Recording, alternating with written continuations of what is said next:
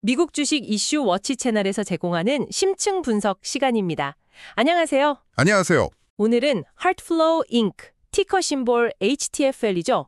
이 기업의 IPO에 대해 아주 깊이 파고들어 볼까 합니다. 이게 AI 기반 의료 기술 회사라고 들었는데 특히 심장 질환 진단 분야에서 뭔가 혁신을 하고 있다고 해서요. 상당히 흥미로운 기업 같아요. 네, 맞습니다. 바로 오늘 2025년 8월 8일 금요일에 나스닥 시장에 상장하는데요.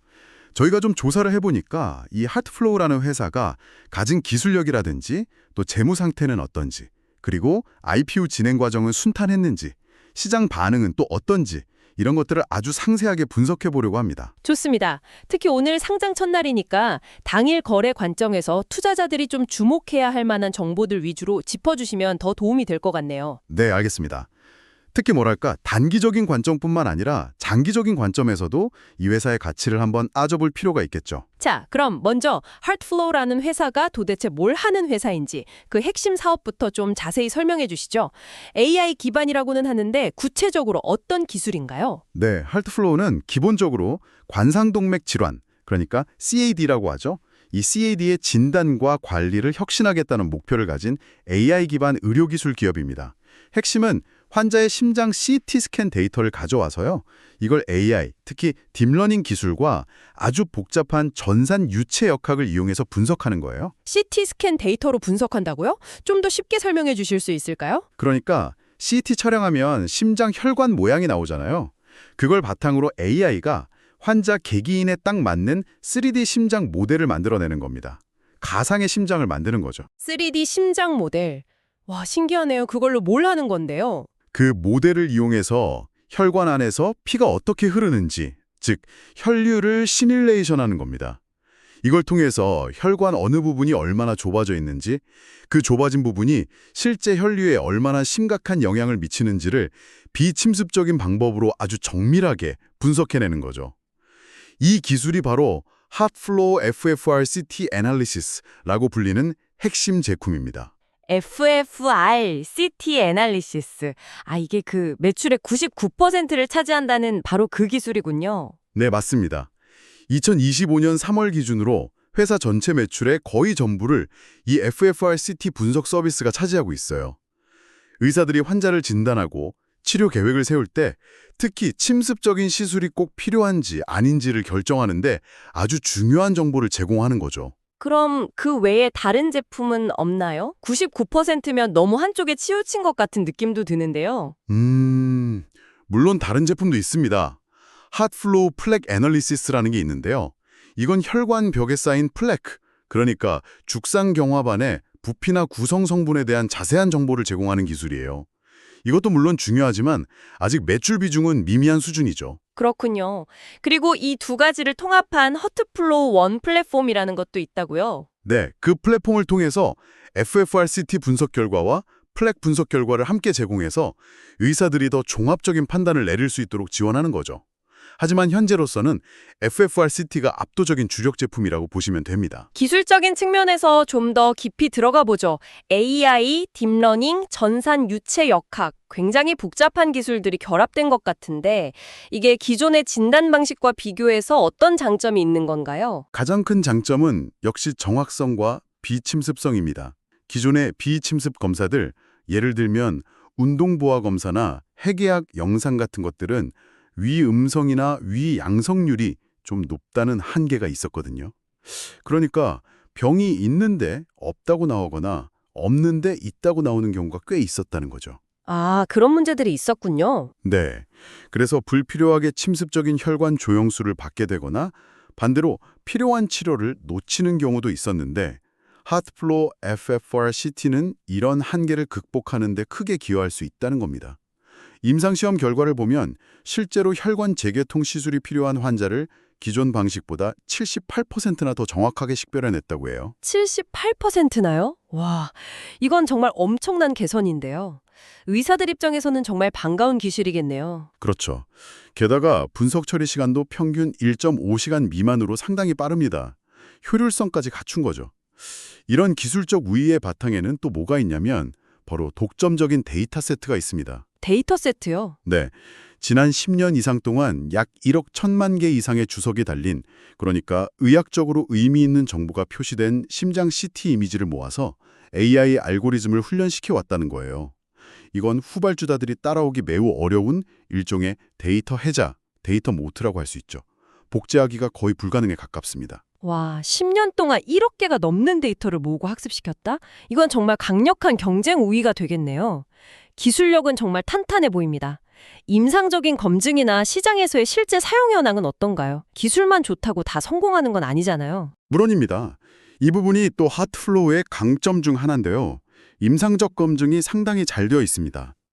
아까 말씀드린 정확도 향상 외에도 이 기술이 미국 심장학회 ACC와 미국 심장협회 AHA의 관상동맥 질환 진단 가이드라인에서 클래스 오브 레코멘데이션 2A 등급을 받았어요.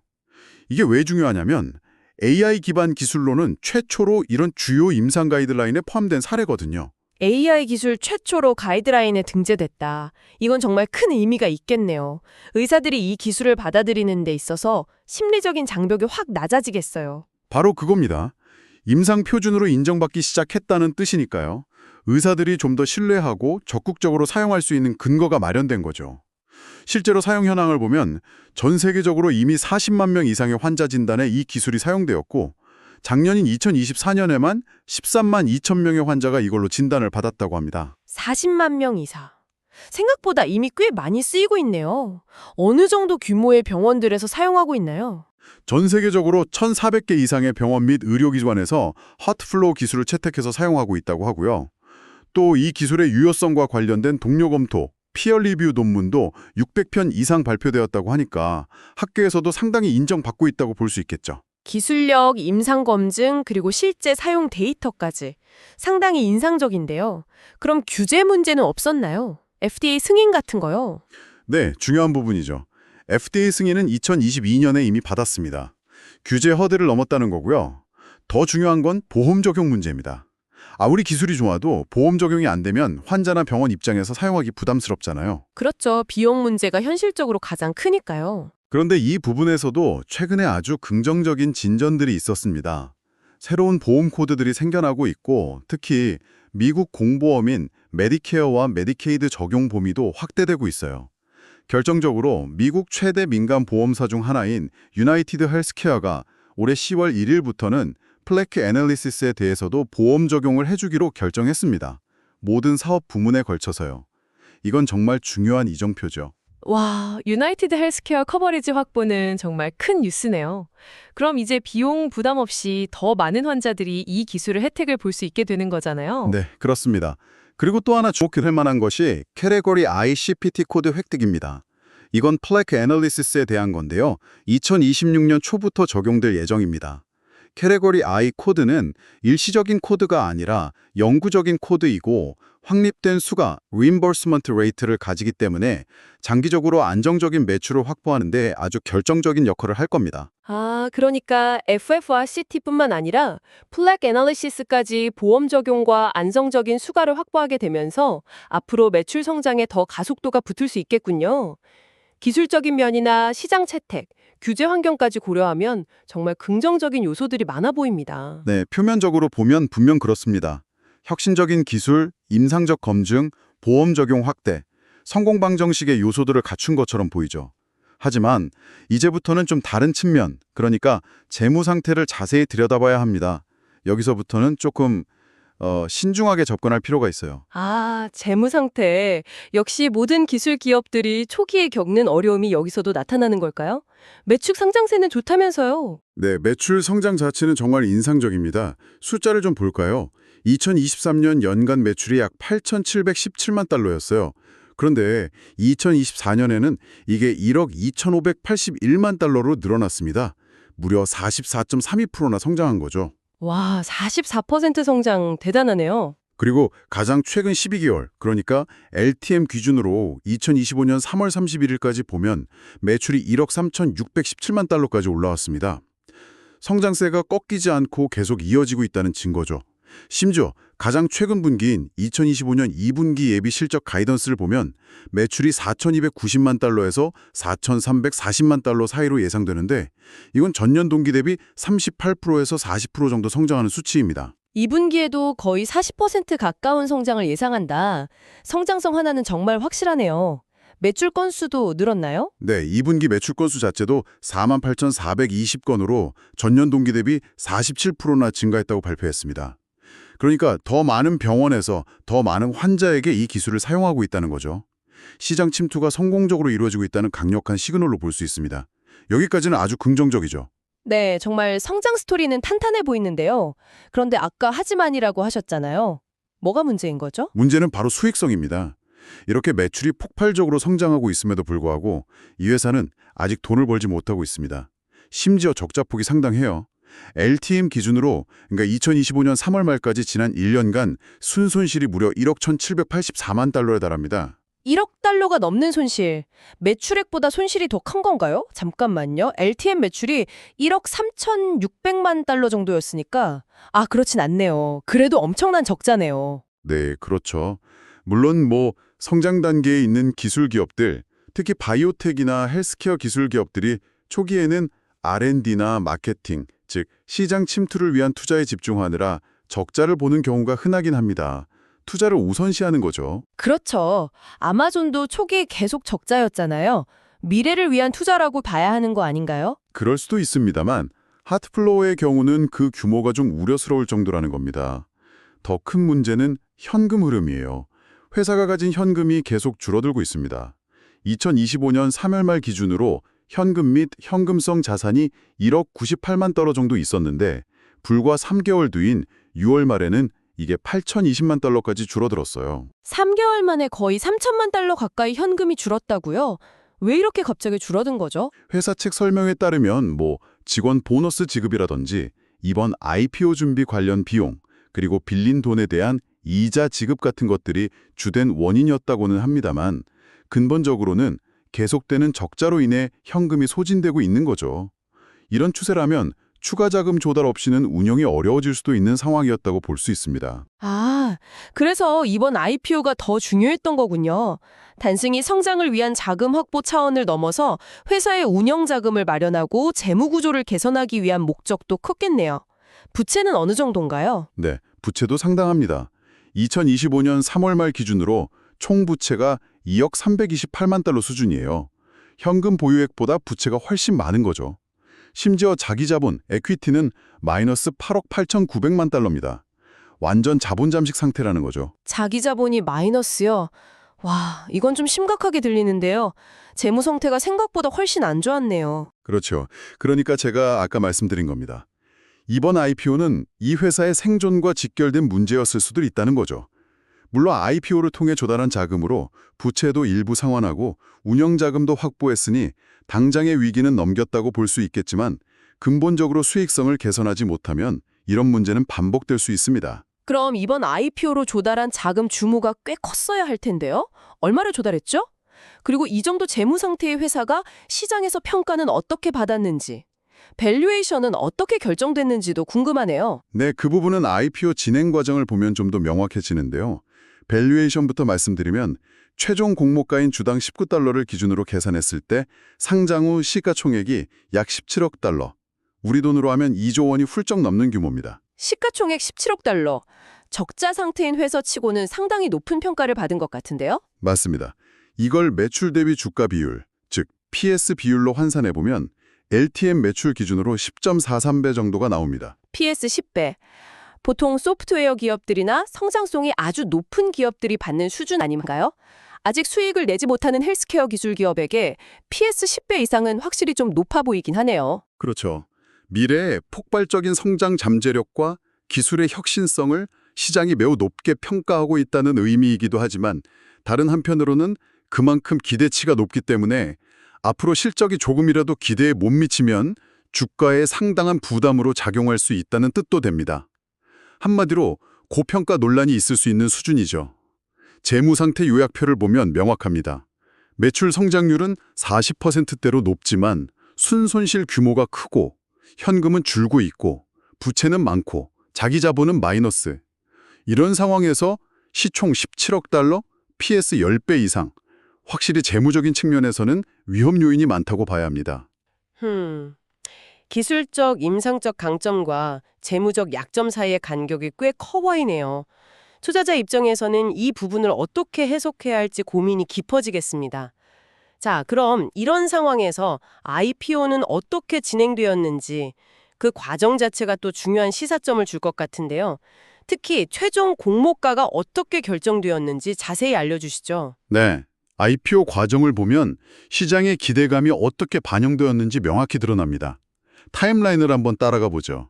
하트플로우는 지난 7월 17일에 미국 증권거래위원회 SEC의 S1, 즉 IPO 신청 서류를 처음 제출했습니다. 네, 7월 17일. 이때 처음 제시한 공모 조건은 12만 5천만 주를 주당 15달러에서 17달러 사이의 가격으로 공모하겠다는 거였습니다.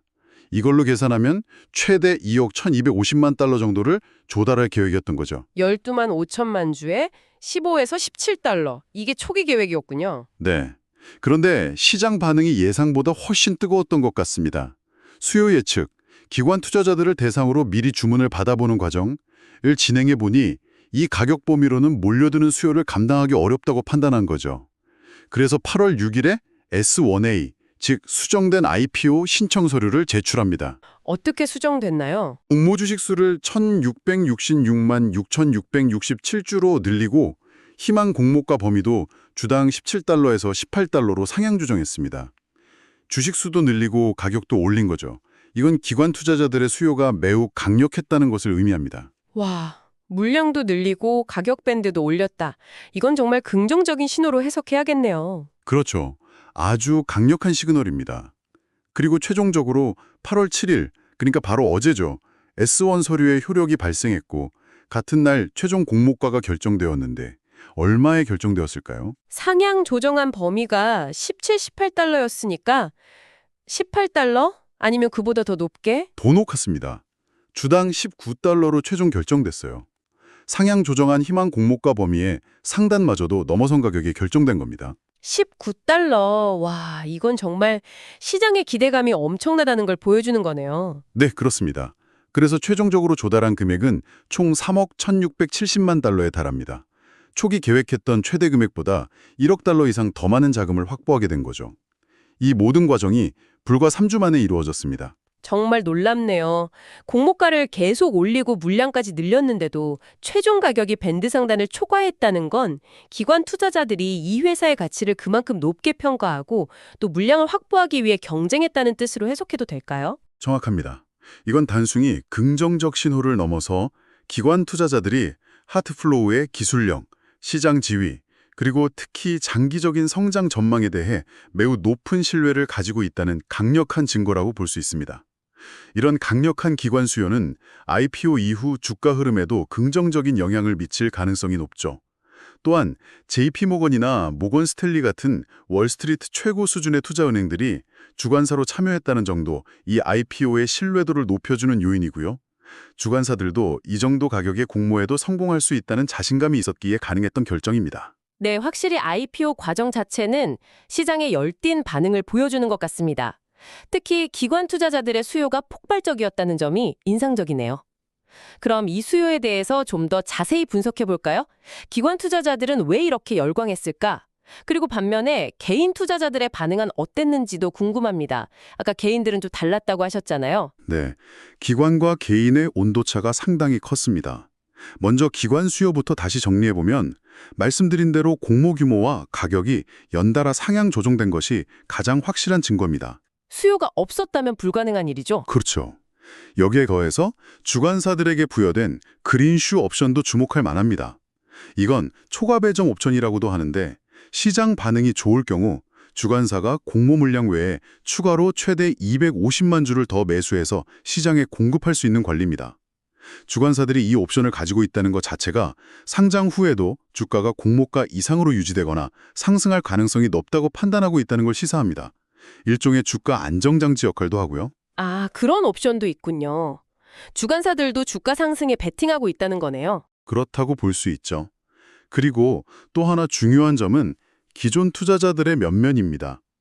하트플로우에 투자해온 주요 기관 투자자들을 보면 베인 캐피털이 지분 19.2%를 보유한 최대 주주 중 하나였고요. 그 외에도 피델리티, 웰링턴 매니지먼트 같은 아주 유명하고 영향력 있는 기관 투자자들이 다수 포함되어 있습니다. 베인 캐피털, 피델리티, 웰링턴, 정말 이름만 들어도 알만한 탑티어 기관들이네요. 네, 이런 기관들은 보통 단기 차익보다는 장기적인 관점에서 투자하는 경향이 강합니다. 이들이 오랫동안 하트플로우를 지지해왔고 이번 IPO 과정에서도 적극적으로 참여했을 가능성이 높다는 것은 회사의 장기적인 펀더멘탈에 대한 믿음이 강하다는 것을 보여주죠. 그리고 이런 기존 대형 기관 투자자들은 상장 이후에도 주가가 급격히 하락하는 것을 막아주는 안정적인 지지 기반 역할을 해줄 수도 있습니다. 그렇군요. 기관 투자자들의 강력한 수요와 지지는 확실히 확인된 것 같습니다. 자, 그럼 이제 반대편, 개인 투자자들의 반응은 어땠는지 살펴보죠. 좀 미지근했다고 하셨는데 구체적으로 어떤 모습이었나요? 네, 개인 투자자들의 반응은 정말 놀라울 정도로 조용했습니다. 특히 미국 개인 투자자들이 많이 활동하는 레딧의 주식 관련 커뮤니티들을 살펴보면요. 하트플로우 IPO에 대한 언급 자체가 거의 없었어요. 거의 언급이 없었다고요?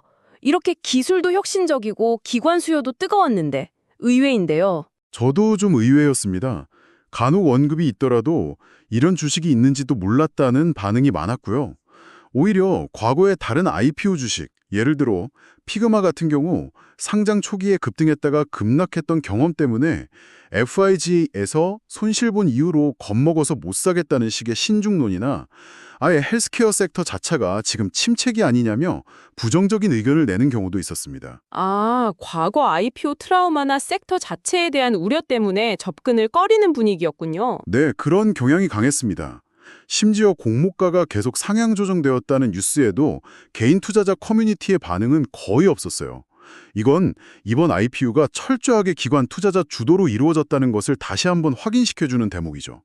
물론 아주 일부지만 기술력이 좋으니 장기적으로는 M&A, 인수합병 대상이 될 수도 있지 않을까 하는 기대감을 내비치는 의견도 있긴 했습니다만 전반적으로는 관심도가 매우 낮았다고 평가할 수 있습니다. 그렇군요. 미국 개인 투자자들은 대체로 무관심 또는 신중론. 그럼 한국의 개인 투자자들은 어땠나요? 요즘 서학개미 분들도 IPO에 관심 많으시잖아요.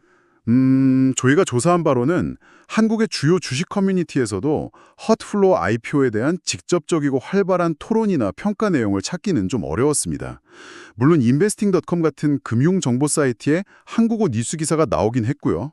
네이버 증권 같은 곳에서도 종목 정보는 확인할 수 있었지만 게시판 등에서 투자자들이 활발하게 의견을 나누는 모습은 거의 포착되지 않았습니다. 한국에서도 인지도가 낮았거나 아니면 정보 접근성이 좀 떨어졌을 수도 있겠네요. 아니면 미국 개인들처럼 그냥 신중하게 지켜보는 분위기였을 수도 있고요. 네, 여러 가지 요인이 복합적으로 작용했을 가능성이 있습니다.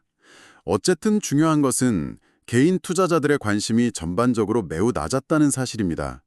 이건 상장 당일 주가 움직임에 어떤 영향을 미칠까요? 아무래도 거래 초반에는 개인 투자자들의 매수세보다는 기관 투자자들의 움직임, 예를 들면 추가 매수나 혹은 단기 차익 실현 매물 같은 것들이 주가 방향을 결정할 가능성이 훨씬 높다고 봐야겠죠. 네, 기관들의 수급에 따라 주가 변동성이 커질 수 있겠네요. 개인들의 지지 기반이 약하다는 점은 좀 아쉽습니다. 자, 그럼 이제 경쟁 환경과 회사의 미래 성장 전략에 대해서도 짚어봐야 할 것 같습니다. 아무리 기술이 좋아도 경쟁에서 밀리면 소용이 없으니까요. 경쟁 상황은 어떻습니까? 아까 경쟁사가 584개나 된다는 얘기도 있었는데요. 네, 트랙슨이라는 시장조사 기관의 자료에 따르면 핫플로우가 속한 넓은 의미의 AI 기반 의료 영상 분석 분야에는 무려 584개의 활성 경쟁사가 있다고 합니다. 물론 이 숫자는 좀 과장된 측면도 있겠지만 그만큼 경쟁이 치열하다는 것을 보여주는 단적인 예죠. 584개, 정말 많네요. 그중에서 좀 직접적인 경쟁 상대라고 할 만한 기업들은 어디인가요? 크게 보면 보스턴 사이언티픽, 이나 카디오바스큘러 시스템즈 같은 기존의 거대 의료기기 회사들도 심혈관 질환 진단 및 치료 분야에서 경쟁자라고 할 수 있고요. 또 AI 기술을 활용하는 스타트업 중에서는 이스라엘의 에이덕이나 FFRCT와 유사한 CT 기반 플라크 분석 기술을 가진 클리얼리, 프랑스의 미디언 테크놀로지스 같은 회사들이 직접적인 경쟁 상대로 꼽힙니다. 클리얼리요. 거기도 CT 기반 플라크 분석이면 하트플로우의 플라크 애널리시스와 직접 경쟁하겠네요. 네, 그렇죠. 그리고 AI 심장 초음파 분석 분야에서는 아누마나, 노바티스의 자회사, 후지필름과 US2.AI의 파트너십, GE 헬스케어 등도 활발하게 움직이고 있어서 AI를 심혈관 분야에 적용하려는 경쟁은 정말 전방위적으로 일어나고 있다고 봐야 합니다. 트랙센의 자체 평가 점수를 보면 하트플로우가 전체 경쟁사 중에서 12위, 점수는 100점 만점에 53점 정도를 받았는데 이건 하트플로우가 FFRCT라는 특정 틈새 시장에서는 선두주자일지 몰라도 더 넓은 AI 의료 영상 시장 전체로 보면 아직 갈 길이 멀다는 것을 의미할 수도 있습니다. 경쟁이 정말 만만치 않네요. 특히 클레얼리 같은 직접적인 기술 경쟁자의 등장은 좀 부담스러울 수 있겠습니다. 이런 치열한 경쟁 환경 속에서 하트플로우는 앞으로 어떻게 성장해 나갈 계획인가요? 미래 성장 전략은 무엇이죠? 네, 회사가 밝힌 미래 성장 전략은 크게 몇 가지 방향으로 나눠볼 수 있습니다. 우선 지금은 매출 비중이 미미하지만 잠재력이 튼 플래크 어널리시스의 상업화를 본격적으로 확대해 나갈 계획입니다. 아까 말씀드린 유나이티드 헬스케어 보험 적용이나 CPT 코드 확보가 이런 전략에 힘을 실어주겠죠. 제품 포트폴리오를 다각화해서 FFRCT에 대한 과도한 의존도를 낮추려는 노력입니다. 네, 제품 다각화는 중요하죠. 또 다른 계획은 없나요? 신제품 출시 계획도 있습니다. 관상동맥 중재 시술, PCI, 그러니까 스텐트 삽입 같은 시술을 할 때 의사들이 사전에 3D 모델을 보면서 시술 계획을 세울 수 있도록 돕는 소프트웨어를 개발 중이고 2020년 출시를 목표로 하고 있다고 합니다. 이것도 성공적으로 출시된다면 새로운 성장 동력이 될 수 있겠죠. PCI 계획 소프트웨어. 이것도 상당히 유용하겠네요. 그럼 이번 IPO로 조달한 자금은 주로 어디에 사용할 계획인가요? 아까 3억 달러 넘게 조달했다고 했잖아요. 네, 총 3억 1,670만 달러라는 상당한 자금을 확보했는데요. 회사에서 밝힌 주요 사용 계획을 보면 우선 부채 상환의 일부를 사용할 예정입니다. 약 5천만 달러에서 5,500만 달러 정도를 부채 갚는 데 쓰겠다고 했어요. 재무 건전성을 조금이라도 개선하려는 거죠. 네, 부채가 많았으니 상환하는 게 맞겠죠. 나머지는요? 나머지 자금은 주로 미래 성장을 위한 투자에 사용될 계획입니다.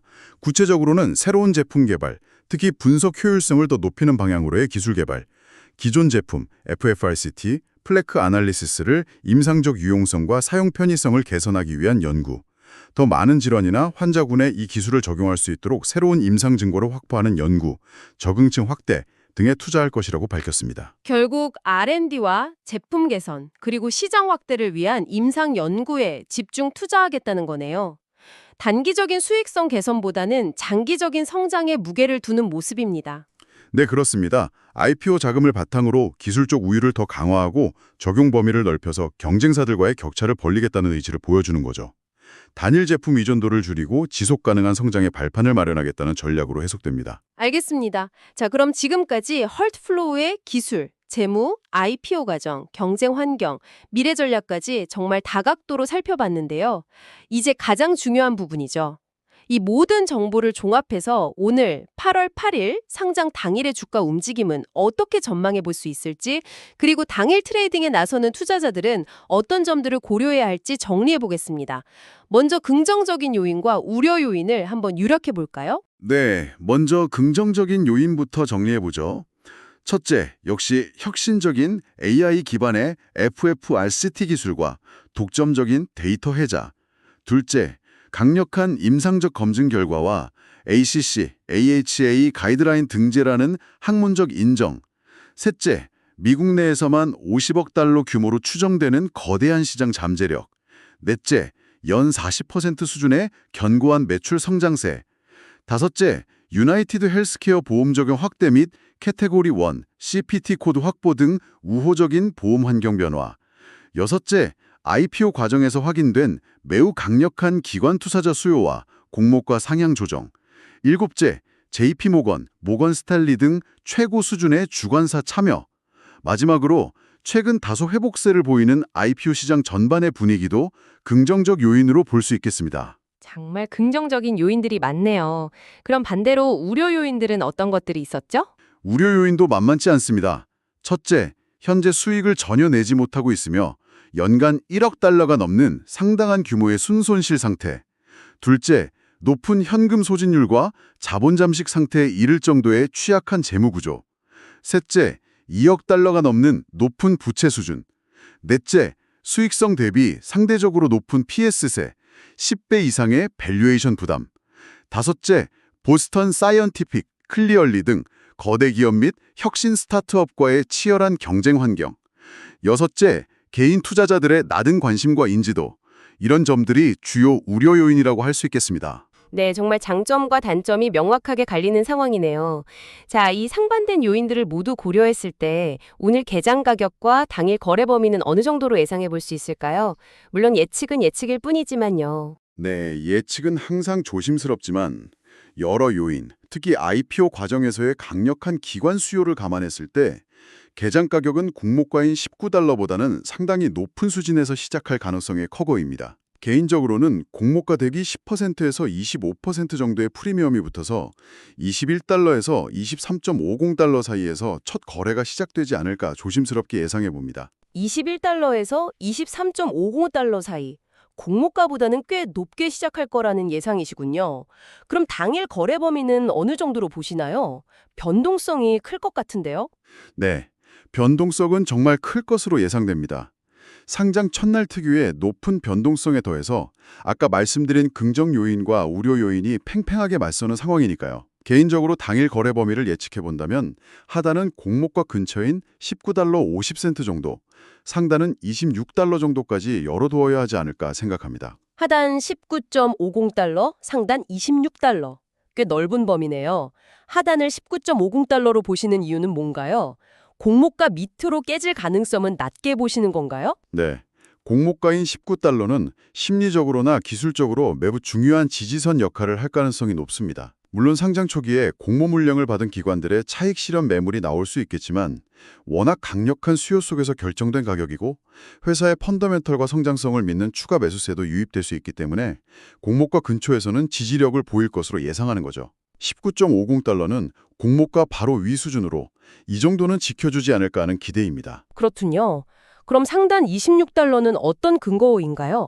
26달러면 공모가 대비 거의 37%나 상승하는 건데요. 네, 만약 개장 초반의 상승 모멘텀이 매우 강력하게 유지되고 차익 실현 매물보다 추가 매수세가 압도적으로 유입된다면 충분히 도달 가능한 가격이라고 봅니다. 공모가 대비 30% 이상 상승하는 경우는 성공적인 IPO에서 종종 나타나기도 하고요. 다만 26달러 수준에 도달한다면 단기적으로는 과열 논란이 불거질 수 있는 가격대이기 때문에 그 이상으로 계속 치고 올라가기는 쉽지 않을 수 있습니다. 그래서 26달러 정도를 단기적인 저항선으로 보는 거죠. 알겠습니다. 개장가 21달러에 23.50달러, 당일 범위 19.50달러에 26달러. 물론 이건 예측일 뿐이고 실제 주가는 다르게 움직일 수 있다는 점을 청취자분들도 꼭 염두에 두셔야겠습니다.